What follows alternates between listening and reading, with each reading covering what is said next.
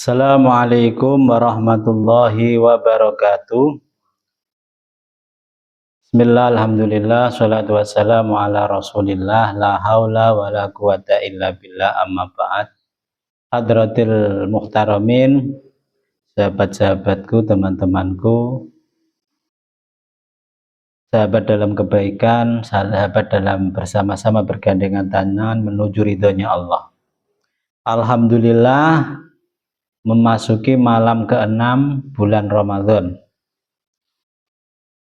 Semoga Allah tetap memberikan kekuatan kita untuk senantiasa meningkatkan ubudiyah kita di bulan Ramadan ini. Sebelum kajian kita mulai, mari sama-sama kita berkirim doa Fatihah, yang mana doa Fatihah ini kita haturkan kepada guru-guru kita, kepada wali-wali, kepada para nabi Husain Rasulullah SAW, juga kepada leluhur-leluhur kita, orang-orang tua kita, sanak famili, kawan-kawan kita yang sudah mendahului kita di alam barzah. Wabil khusus musannaf hadzal kitab ala niyatil qabil. Al-Fatihah. Iya karena syaratul mustaqim syaratul ladzina an'amta 'alaihim waghfirli wa liwalidayya walil.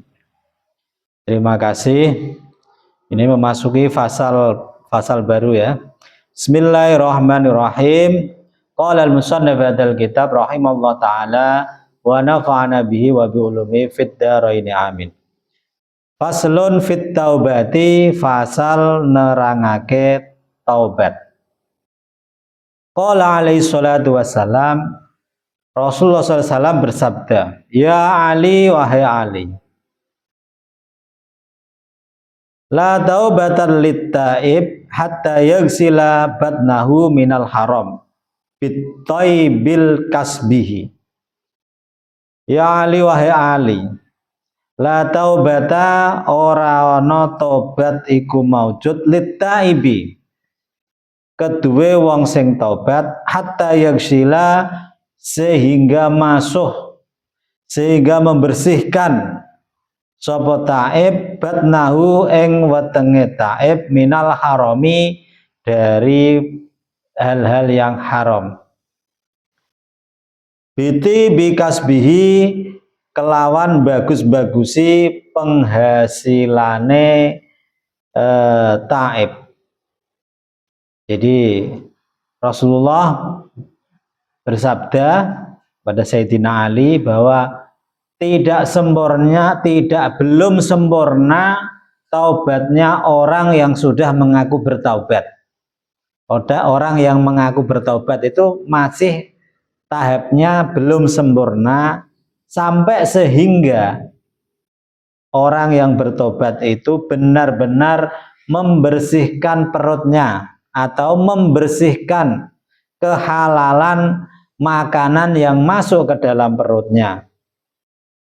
Jadi tidak memasukkan sesuatu ke dalam perutnya dari yang haram. Dan juga orang tersebut mencari mata pencarian, penghasilan atau bekerja di jalan yang bagus dan halal.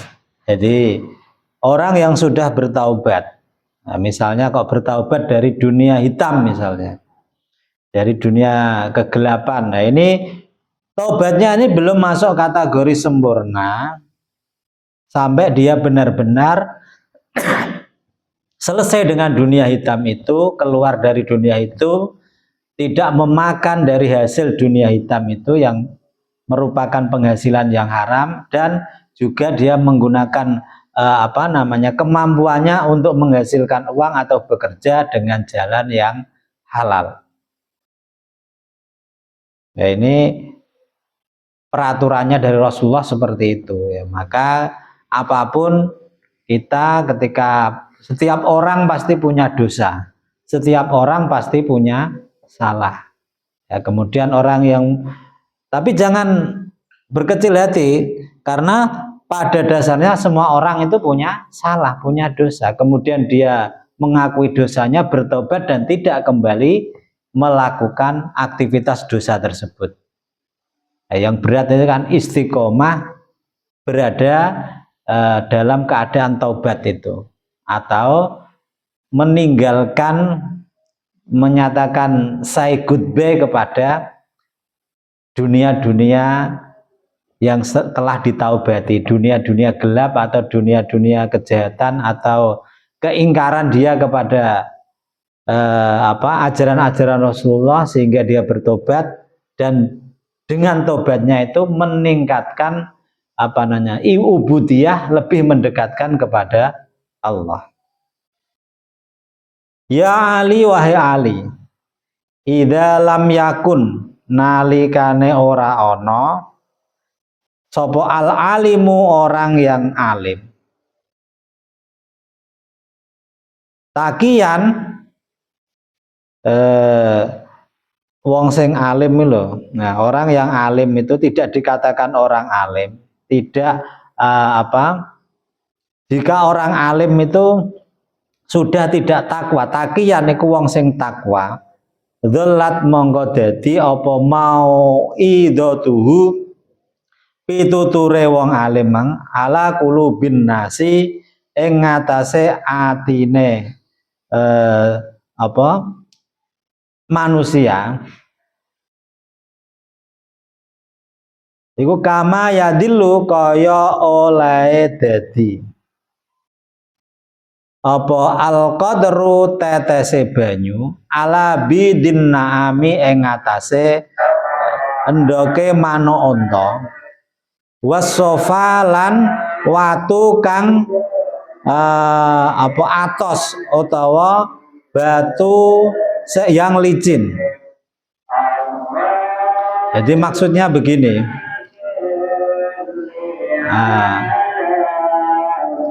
orang alim itu loh, ya, ketika orang alim itu hilang rasa ketakwaan atau tidak ada rasa ketakwaan kepada Allah, nah ini mulai berkurang. Jadi orang alim itu kan orang yang cerdas, berilmu, tapi hatinya jauh daripada takwa kepada Allah. Ya, orang ketika walaupun alim tapi ketakwaannya ini, rasa takwanya ini tidak ada. Mungkin dia alimnya ini mungkin dia itu pandai bercerita, pandai menarasikan sesuatu, bisa mengatur, mempunyai public speaking yang bagus, tapi kok ketakwaannya ini tipis atau bahkan kurang, mulai mengurang. Karena apa? Karena mungkin disibukkan dengan penumpuan materi atau urusan dunia, sehingga dia tidak menjaga rasa dalam dirinya itu untuk selalu takwa kepada Allah. Nah, orang yang alim yang seperti ini, ya ini apa yang disampaikan, yang menjadi ucapan-ucapan mauidhah hasanahnya, tutur sapanya, mauidhahnya yang disampaikan kepada manusia itu ibaratnya seperti tetes air hujan yang jatuh mengenai antara telur burung onta. Nanti burung onta itu telurnya kan besar lah. Ketika ada tetes air hujan yang kena kena telur burung onta atau terkena batu-batu yang licin, itu kira-kira netes lewat saja apa enggak? Pasti cuma lewat. Ada angin langsung menguap hilang, tidak berbekas. Nah, ini teribaratkan orang-orang yang pandai bicara, yang memang punya kecerdasan alim, tapi tidak meningkatkan ketakwaan dia kepada Allah. Ya, kita dengarkan ini ya, pembicaraannya wasik, tapi dari hasil vibrasi suara, getaran suara yang dihasilkan itu ketika masuk kepada jamaah, kepada orang-orang, ini hanya sekedar terdengar indah di telinga kanan, lalu menguap di telinga kiri. Karena apa? Karena ucapannya yang keluar itu bukan didasari dari hati yang takwa kepada Allah, Tapi mungkin orang ini secara keilmuan itu tidak begitu cerdas, tidak begitu alim. Cuma dia meningkatkan, menjaga nilai takwa kepada Allah. Sehingga apa yang keluar dari vibrasi dan getaran mulutnya yang dihasilkan dari pita suara itu murni hal yang ada dalam hatinya sebagai manifestasi dari ketakwaan kepada Allah. Yaitu ketika getaran suara ini sampai ke telinga orang-orang yang mendengarkan, itu akan masuk ke dalam hati orang-orang tersebut. Karena yang keluar itu bukan hanya yang ada di otaknya, tapi benar-benar yang keluar dari dalam hatinya. Nah, ini maksudnya seperti itu. Maka ketika kita berkumpul, bermajelis kepada orang-orang yang memang menangkap punya ketakwaan yang lebih kepada Allah, itu ucapannya tidak banyak, tapi benar-benar vibrasinya itu mengenai getaran di hati kita. Ya, itu ya bisa kita walaupun mungkin pembicaraannya ini kayak istilahnya orang yang sedang rileks, sedang guyon, tapi didasari dari ketakwaan kepada Allah, keluar dari ketakwaan hatinya kepada Allah, itu akan mengena dalam hati para pendengarnya.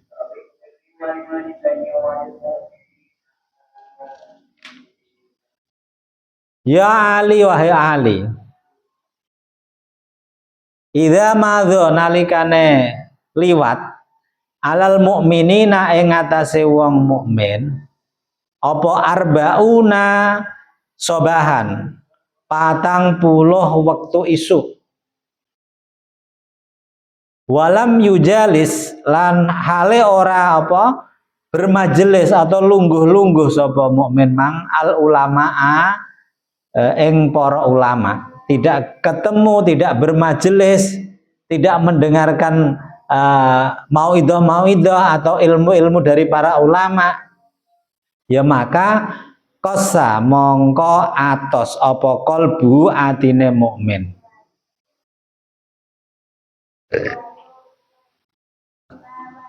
Ya Allah. Wajah sarolan kendel sapa mukmin alal kabaira ing ngatasé nglakoni dosa-dosa gedhe. Li'annal ilma karena sak temene ilmu iku hayatul qalbi, ngurepake hati. Jadi ini peringatan Rasulullah kepada kita umatnya. Nah, ketika kok seorang orang iman itu, orang yang beriman melewati 40 hari tanpa ketemu, tanpa bermajelis dengan para ulama. Ini ulama yang bagaimana ya? Ulama yang mengajak kita mengenal kepada Allah. Tidak ketemu ulama yang dengan ketemu ulama itu menambah ketakwaan kita kepada Allah, semangat kita untuk meningkatkan ibadah. Ya, maka hatinya orang-orang mukmin seperti ini akan mengeras, menjadi keras, sehingga orang-orang seperti ini akan terbiasa untuk melakukan atau berani melakukan dosa-dosa besar.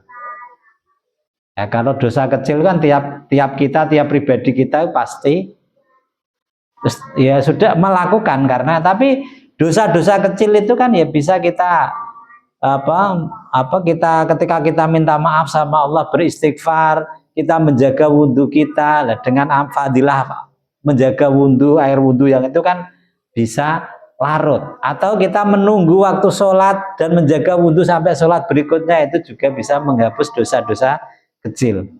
Nah, ini kalau orang yang tidak ketemu 40 hari dengan para ulama ini berat ini. Karena apa? Dia akan enteng melakukan dosa-dosa besar. Karena sesungguhnya keilmuan itu loh, ilmunya para ulama itu bisa menghidupkan hati. Jadi bisa menjadi sumber kehidupan hati. Hati orang menjadi lembut, menjadi lebih asik dengan ibadah, asik dengan zikir, asik dengan mengenal kepada Allah. Nah, ini kita bersyukur ya hidup di masyarakat yang banyak ulama-ulama kita itu yang banyak membikin halakoh-halakoh berupa selapanan. Ini kan kalau selapan kan belum sampai 40 hari. Jadi makanya yang punya selapanan, yang punya rutinitas itu dijaga. Jangan sampai lewat selapan itu tidak ketemu bermajelis itu.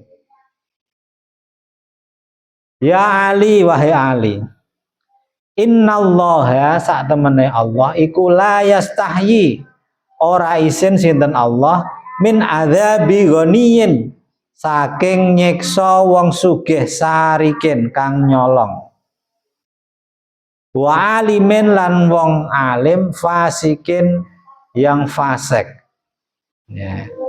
Allah loh tidak akan malu-malu mengazab, menimpakan siksa kepada orang-orang kaya yang mencuri. Nah, orang kaya yang mencuri ini kalau sekarang apa itu? Para koruptor. Yang biasa koruptor itu biasanya orang yang kaya, yang punya pengaruh, yang punya kekuasaan. Ya. Allah tidak malu untuk menyiksa para koruptor itu. Ya, makanya orang koruptor itu walaupun atau pencuri, orang-orang kaya yang mencuri itu walaupun mungkin bergelimang harta, pasti hatinya gelisah, tidak bisa menikmati harta itu dengan bahagia, karena semakin dia mengambil korupsi atau mencuri harta-harta itu dari rekan bisnisnya atau dari korupsi, nah, itu pasti dia akan gelisah sepanjang hidupnya, takut kalau kebongkar, atau mungkin dia kecewa karena ngambilnya kurang banyak.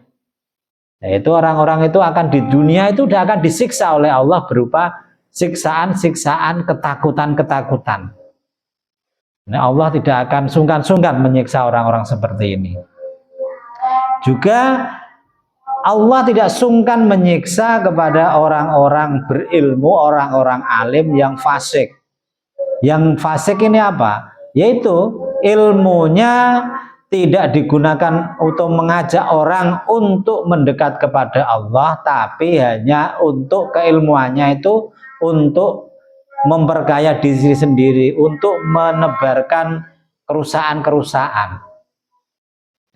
Makanya semoga kita bisa terjaga dari dua hal ini, sehingga Allah memaafkan kita. Faslun fi hifdzil lisan, utawi fasal ing dalem nerangake menjaga lisan, menjaga mulut. Qala alaihi salatu wassalam, bersabda Rasulullah sallallahu alaihi wasallam, ya Ali, wahai Ali, la tu'iru, ojo nacat, ojo ngelek-ngelek sira ahadan ing wong siji bima sebab perkara fi kang ing dalem ahad, wa fi malan ora ana min lahmin saking daging illa wa fihi angin iku ing dalem daging azmun utawi balung. Wala kafaratun lan ora ing lebur dosa lil ghibati maring wong sing ngrasani, hatta yastahillahu, sehingga amre halal sapa wong hu ing ahad, au yastaghfira utawa nyuwun ngapura sapa wong lahu maring ahad. Jadi ini kita itu jangan sampai menjelek-jelekkan seseorang. Kita menjelek-jelekkan seseorang tentang apa yang dia lakukan. Jadi kita udah usah menghakimi seorang lah, menjustis seseorang, kita ndak usah. Apalagi mengatakan ini fitnah terlalu gini, tidak usah. Cukup kalau dia keterlaluan atau apa, kita kenal, kita tegur dengan baik, kita ingatkan. Kalau kita tidak mampu ya kita doakan supaya dia itu kembali ke jalan yang benar. Karena apa? Tidak ada seorang yang menjelekkan sebab apa yang ia lakukan. Karena apa? Teribaratkan seperti tidak ada secuil daging pun loh, kecuali di dalamnya itu ada tulangnya. Jadi daging itu yang penuh gizi itu loh, pasti di dalamnya ada tulang. Makanya kita ketika melihat seseorang melakukan sesuatu, kok dia itu jangan kita justice dulu. Mungkin dia punya alasan yang lain.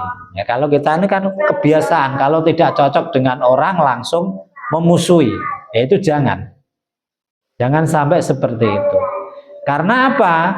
Tidak ada kafaroh, tidak bisa melebur dosa kita itu atau tebusan bagi orang yang suka menggunjing, suka menggibah, kecuali ya dosanya orang yang menggunjing atau menggibah itu loh, menjelek-menjelekkan itu tidak bisa lebur, tidak bisa ada kafarat atau tebusan kecuali ia meminta maaf kepadanya atau memohon ampunan baginya.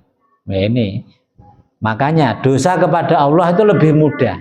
Yang susah itu dosa kepada orang lain. Kita perlu permintaan maaf, perlu ampunan dari orang-orang tersebut. Ya, bersyukur kita di tradisi kita itu walaupun setahun sekali kita itu ada tradisi halal bihalal. Nah, makanya kalau misalnya sama tetangga, sama kawan itu kita adakan tradisi halal bihalal, saling memaafkan. Ya Ali, oh Ali, ma khalaqallah Allah ma khalaqa orang dadekake sinten Allah fil insani ing dalem manungsa afdolun iku perkara sing luwih utama mil lisanen saking lisane atau mulute manusia. Yadkhulu kang mlebu apa insan aljannata ing swarga. Wa yudhalu lan mlebu sapa insan annara ing neraka. Fas junhu mongko ngekero sira hu ing lisan. Fa innahu mongko sak temene lisan iku kalbun akurun. Kalbun niku kaya asu, akurun sing galak. Jadi Allah loh tidak menciptakan bagi manusia sesuatu yang mulia, sesuatu yang lebih utama melainkan lisannya. Karena orang itu nanti yang menjadikan kita kalau masih dalam hati kita, dalam pikiran kita belum kita ucapkan itu masih berupa cita-cita atau angan-angan. Tapi setelah keluar dari lisan kita, lah itu yang akan terkena hukum, baik hukum negara, hukum sosial ataupun hukum Allah. Itu ketika sudah kita ikrarkan. Ya, makanya hal yang paling utama diciptakan Allah itu adalah pada manusia itu lisan.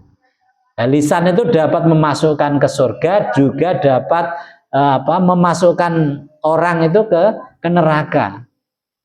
Maka kita itu kendalikanlah lisan kita. Kita menjaga lisan kita, mengendalikan lisan karena sesungguhnya karena lisan kita itu teribaratkan seperti anjing yang galak, anjing gila. Anjing kan sudah galak itu kan menakutkan ya. Menakutkan. Nah, makanya kita itu jaga lisan kita, jangan asal ngomong ya, kalau bercanda ya sama teman ya basa-basi sekedarnya, jangan keterlaluan. Nah, itu kalau bercanda saja, kalau kita itu yang kita ajak bercanda ndak met itu kadang yang menjadikan masalah. Dan makanya kita itu harus menjaga lisan kita itu.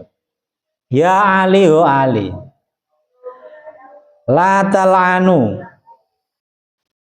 aja nglaknat musliman, aja nglaknat sira musliman ing wong dulur muslim, wala dzabatan lan aja nglaknat ing kewan-kewan apa hewan-hewan piaraan atau hewan-hewan.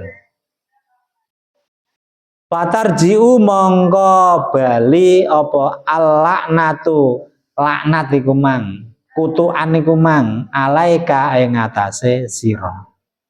Jadi kita itu jangan sampai melaknat atau mengutuk kepada saudara kita yang muslim atau hewan sekalian loh, kita tidak boleh laknat.